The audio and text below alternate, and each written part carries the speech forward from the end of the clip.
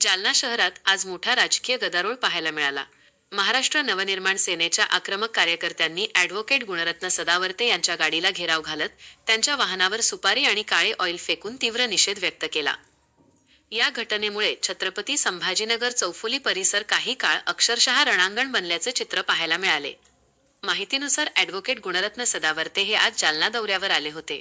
ते पुढे मांदेउळगावकडे रवाना होत असताना आधीपासूनच परिसरात जमलेल्या मनसैनिकांनी त्यांच्या वाहनाला अडवत जोरदार घोषणाबाजी सुरू केली।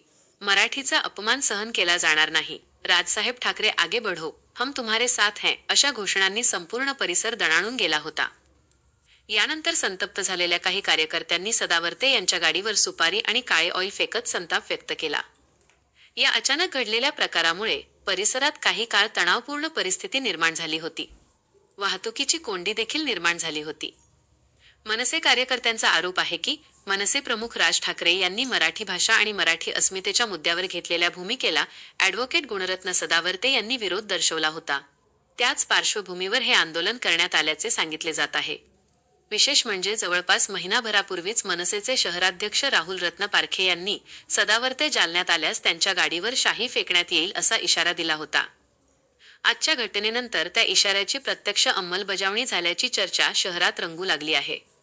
या आंदोलनात मनसेचे शहराध्यक्ष राहुल रत्न पारखे, महेश नागवे, अनिल हिवाळे, विलास तिकाडे, मिनी शाहीवाले यांच्यासह मोठ्या संख्येने मनसैनिक सहभागी झाले होते।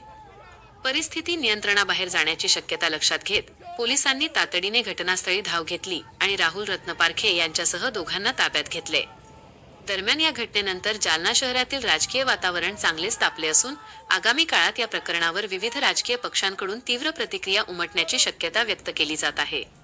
आर्यव्रत मराठी, जालना।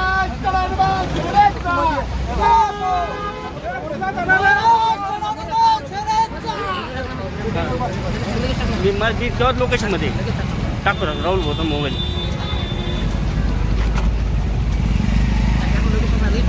राहुल